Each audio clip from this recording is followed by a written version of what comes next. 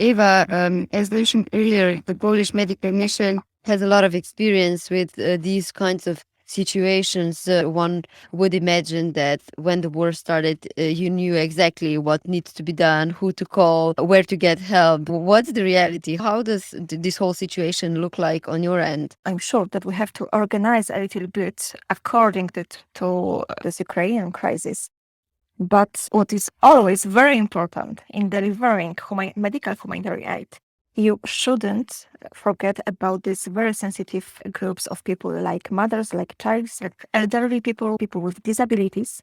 And we are also going and some projects for disabled people from Ukraine inside Poland. We will also do some trainings, exercises, and rehabilitation center. Maybe we will establish in Ukraine. Also, you shouldn't forget about these patients with chronic disease.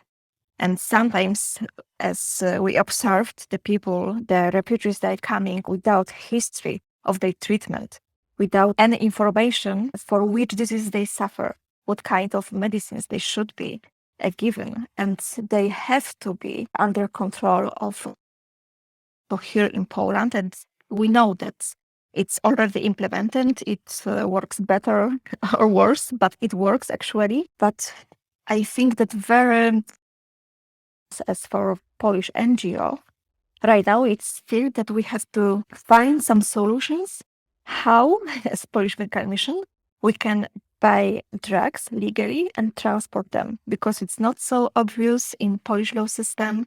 I know the Minister of Health is going to change their resolution, and unfortunately, if they will not accept our proposal to changes, will be excluded from as NGO will on the exclude list who can transfer medications, for example, which is a huge and very important part of our activities.